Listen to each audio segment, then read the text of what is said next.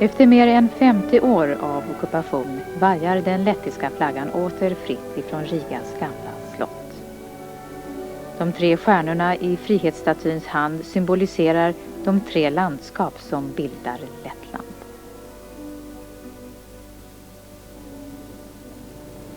Huvudstaden Riga har nästan 1 miljon invånare.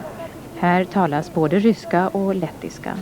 Men numera är bara 37% av invånarna letter. Landets officiella språk är sedan en tid åter lettiska.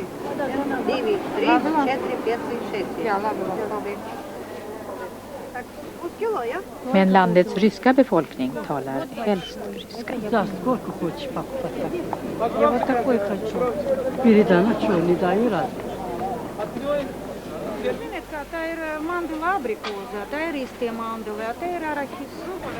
Den nya språklagen som trätt i kraft innebär att alla landets invånare oavsett ursprung måste lära sig lettiska. Utanför Rigas rådhus demonstrerar den ryska befolkningen i protest. Språket är ett kommunikationsmedel och inte ett vapen för diskriminering, står det bland annat på plakaten.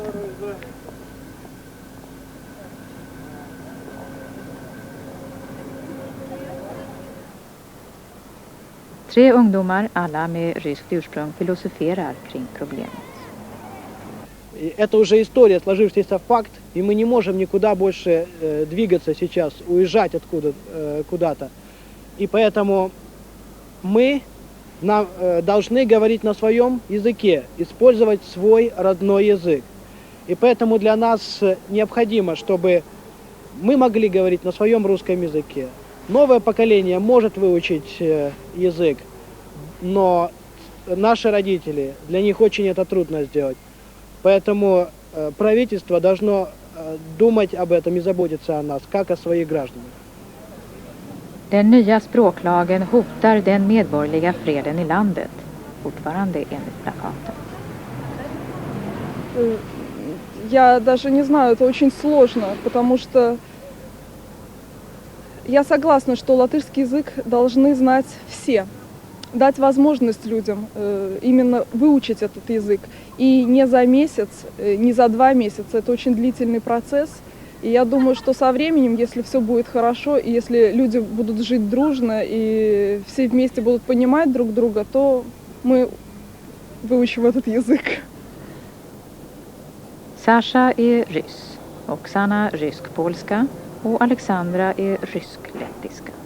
Ну, я, например, просто не могу понять одну вещь. Почему, если латышская нация уже пережила, на себе это испытала 40 лет назад, почему они сейчас это же самое делают с другими людьми? Я не понимаю, почему надо искать у себя врагов с людьми, которыми ты живешь рядом, почему бы вместе не объединиться и делать нашу жизнь лучше.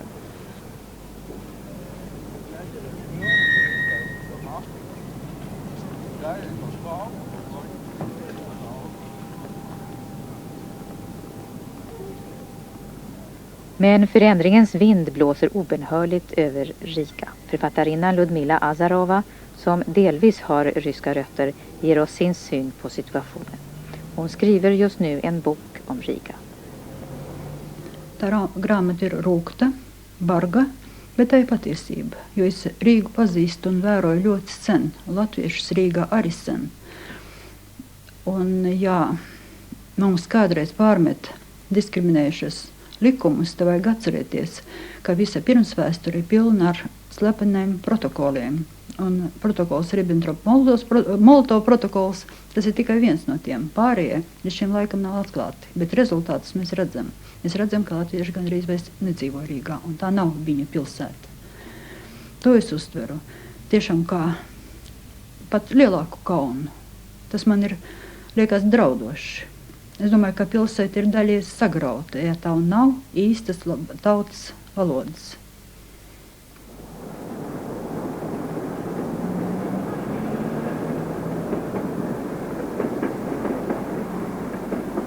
Låt oss följa med kameran över denna vackra gamla stad. Grundad av tyskar år 1201 och som har fått sin struktur genom århundradena genom tyskt, ryskt och även svenskt inflytande.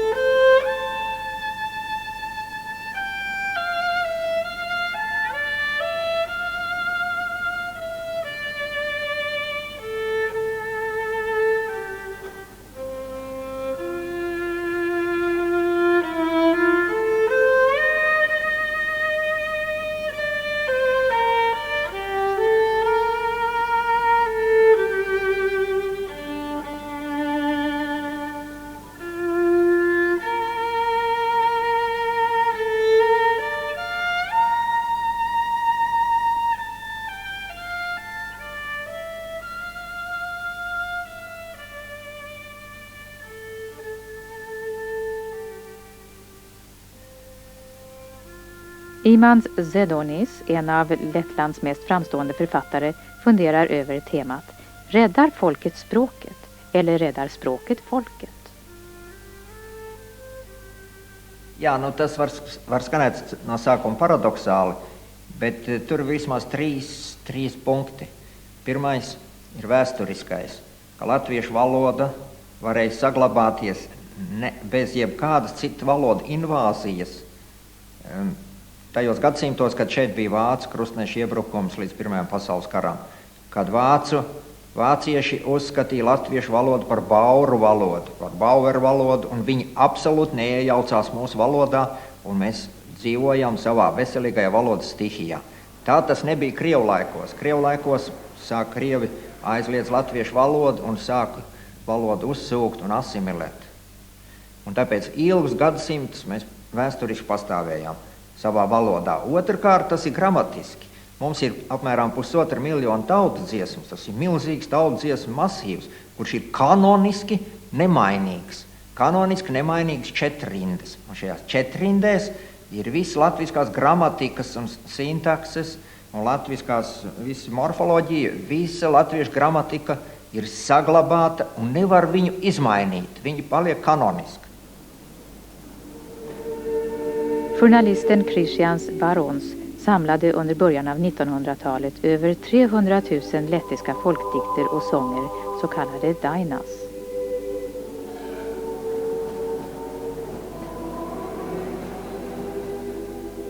Hans handskrivna anteckningar syns uppförstorade på ett hus i Riga.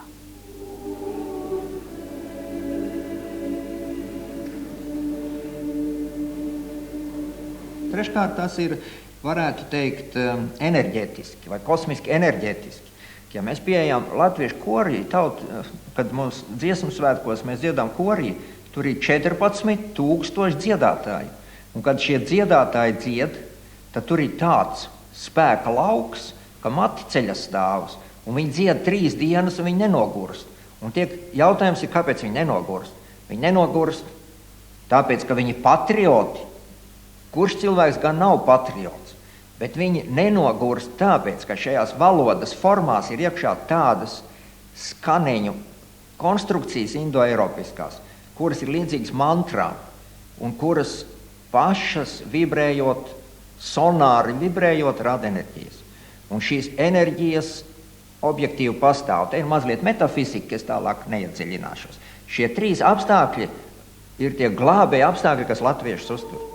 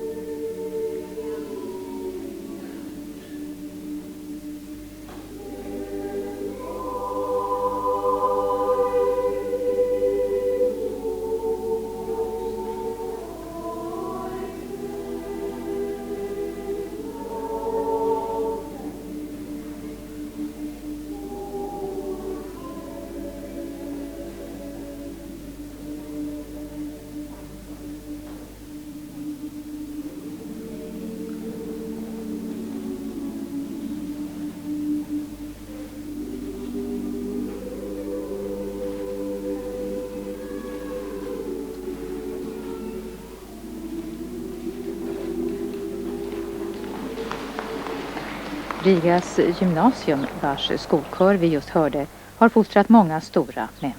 Främst en av landets mest framstående författare, Jānis Rainis. Rainis var lettisk nationalist och en drivande kulturpersonlighet under frihetstiden. Hans översättningar av politisk tysk litteratur var högst betydande. Hans egna verk placerade honom bland författareliten. Språkforskaren Joris Baldunciks ger en bild av det lettiska språkets tidigare och kommande öde. Latviešu valodas attīstībā mēs varam izcelt 3 posmus, un tie visi ir saistāmi ar latviešu nācijai ļoti svarīgiem notikumiem, ar atmodām. Pirmā atmoda pagājušā gadsimta vidū saistāma ar jaunlatviešiem. Neattīstītā leksikas, terminoloģijas un standardizācijas jomā latviešu valoda guva milzīgu pātrinājumu, milzīgu vārdarināšanas aktivitāti un Eiropas kultūras vārdu apguvi. Otrā atmoda, pirms kuras latviešu valoda bija vienā no saviem zemākajiem punktiem, deva jaunu impulsu. Valstiskums deva jaunu impulsu gan terminoloģijas, gan leksikas, gan valodas, literārās valodas standartizācijai un ietekmēja ārkārtīgi pozitīvi. Bez otrās atmodas un bez neatkarīgās Latvijas perioda es šaubos, vai latviešu valoda būtu izdzīvojusi līdz šim brīdim. Sekoja padomju varas gadi, kuros valodas attīstība tika reglamentēta, tika virzīta no augšas, un šajā attīstībā bija ļoti daudzi trūkumi, ļoti daudzi pārspīlējumi, un pašlaik, kad mēs varam runāt par 3. atmodu, mums priekšā stāv tādi paši lieli uzdevumi, kādi bija 1. un 2. atmodas īstenotājiem. Latviešu valodas, nu jau valsts valodas, pacelšana jaunā līmenī, latviešu valodas bagātināšana, latviešu valodas vārdarināšanas un citu jomu, visa vērtīgā, kas ir bijis vēsturē, atjaunošana un jaunas pārliecības iegūšana. Jaunas, tas varbūt ir pats galvenais, lai latvieši gūtu pārliecību, ka latviešu valoda ir spējīga būt valsts valoda, ir spējīga attīstīties un dzīvos. Idag finns det mycket i landets språksituation som måste överbryggas.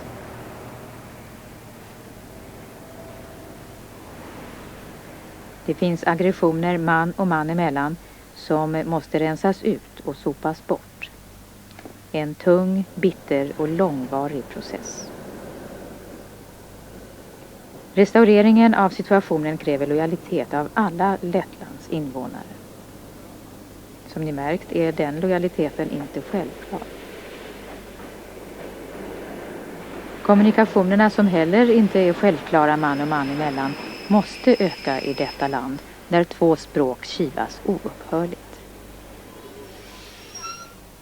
Under de 50 år av russifiering som pågått har det tryckta ordet i form av böcker och tidningar i viss mån skyddat lettiskan från att gå under. På samma sätt har radio och tv haft viktiga funktioner att fylla, både moraliskt och språkligt.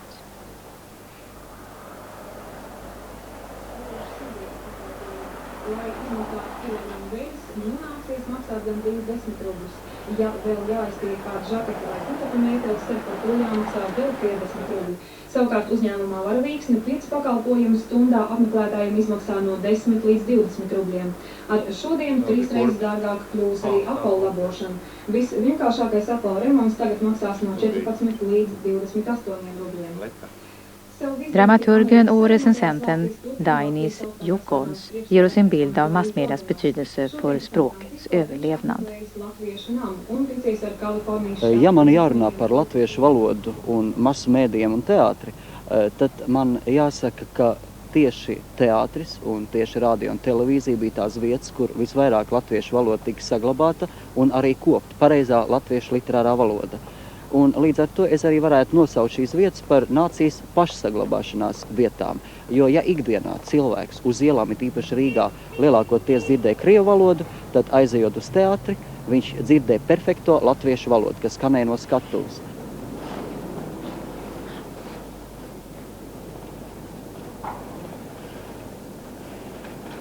Överallt, i hela samhällsbilden har det ryska språket dominerat under årens lopp. I arbetslivet, på gatorna, i affärerna. Det lettiska språket har påtvingats ord, men också förryskande fraser och uttryck. Däremot har man lyckats upprätthålla en möjlighet att sätta upp teaterpjäser på lettiska på landets teatrar. Som här på den vackra Nationalteatern.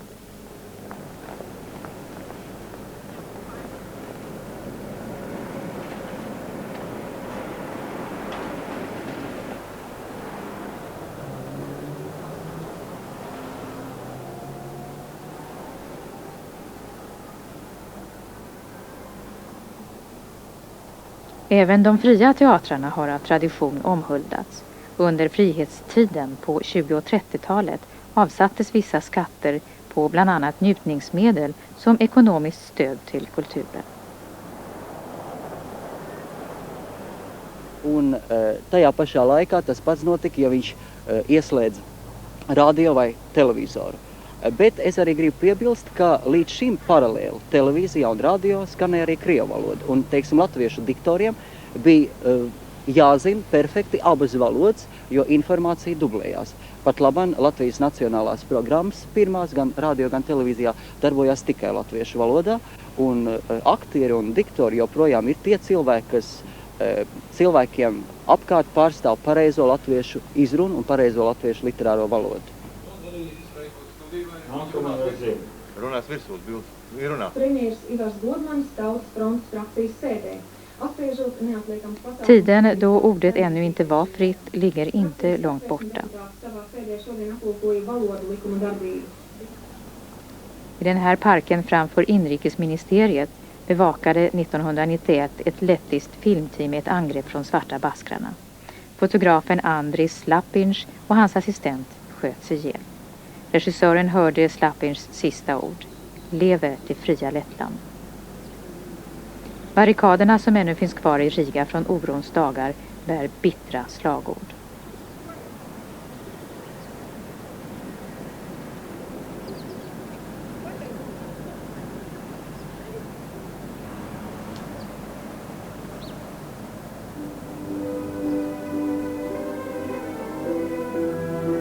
Dagens Lettland och särskilt Riga är en reflex av nuets sköra politiska språkliga läge. Landet är en ung stat med ett mycket gammalt språk. Genom århundradena har det förtryckts på alla sätt av olika inkräktare. Folket har varit liveget under ryskt välde och tyska godsägare. Inte heller har det varit enhetligt avgränsat som idag till ett land, utan har bestått av flera små regioner, skilda genom olika dialekter. Från tyskt och ryskt håll spreds långsamt olika kristna religioner, ryskt-ortodox och romersk-katolsk. Men inte förrän på 1500-talet fick kristendomen fäste genom den lutherska reformationen. Under den tid då stora delar av det nuvarande Lettland var i svensk ägo, på 1600- och 1700-talet, vann kyrkan allt större terräng, och under den svenske kungen Karl XI:s tid utgavs det första fullständiga bokverket, Bibeln, översatt till lettiska. Un lūk, jūsu priekšā pirmais pilnais latviešu bībeles tulkojums. Šīs nobržātās lapas jau rāda, ka šī bībele nav gulējusi noputējušos biblioteku plauktos. Šo ir lietojuši ļaudis cauri gadsimtiem daudzās paaudzēs. Un jāsaka tā, ka Latvijā šobrīd saglabājušās tikai nedaudzi šīs bībeles eksemplāri, bet 4 eksemplāri starp citu atrodas Zviedrijas lielākajās bibliotekās. Nu, jāsaka, ka šis tulkojums ir novērtēts vienmēr ļoti atzinīgi. Un varbūt arī tāpēc, ka šis bībeles tulkojums tapa ar Kārļa 11. gādību. Un bez tam pie šī bībeles tulkojuma strādāja ļoti talantīgs cilvēks, vācu mācītājs Ernsts Gliks. Un redziet, arī vecās derības ievadā ir parādīts gods, kā tas tajos laikos bija pierasts Kārlim 11. bībeles ievadā. Un šīs bībeles lapas puses rāda par to, cik tautas valoda ir dzīva cauri laikiem, kā tas ir visās tautās, visos bībeles tulkojumos.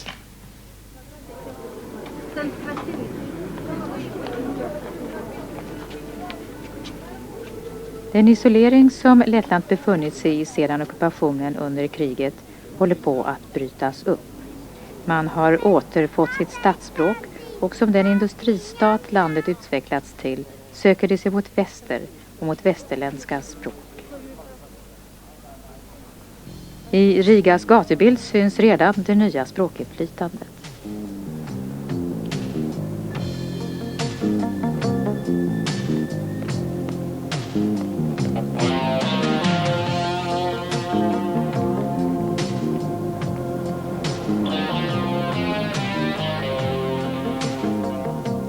Några ungdomar från Rigas gymnasium funderar över sina kommande språkbehov. Man jau reāli nepieciešams citas valodas, jo es mācos matemātiku Latvijas universitātē. Mums praktiski visa speciālā literatūra ir vai nu krieviski, vai tagad angliski, un sevišķi computer science. Es arī domāju, ka vajadzīga noteikti krievu valoda. Un tā jau nerāda problēmas Olandiju, franču, droši vien no vācu valodas. Vienkārši kultūras valodas, kultūras aprite.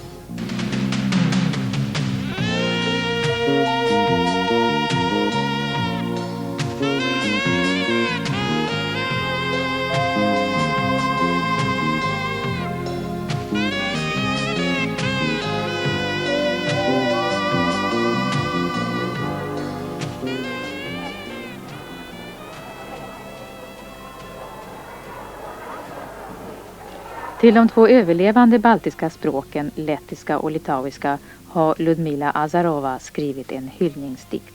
De två baltiska språken. Vairs tikai divas lapas līkst šai senā cilšu kokā. Ir iets caur uguni un mokām, un koks ir tukšs un caurspīdīgs. Un lapas, vējš, gan ass, gan žēls, ir purvos bārstījis, kā notis, un nosabojās poligloti. Ir tikai divas lapas vēl. Bet runas, dzīvais apburums, vēl gravu krastos turās cieši, ir latvieši un lietuvieši un valoda, dzīves radījums. Ja tikai divas lapas kvēl, tad laikmets uzmetas par sargu, sauc putnu, akmeni par dārgumu. Vai valoda nav dārgums lielāks vēl? Tums tabule no bērza tās un kautrāk mēle skaņas loka, un senā cilšu kokā vairs divas lapas plīnās.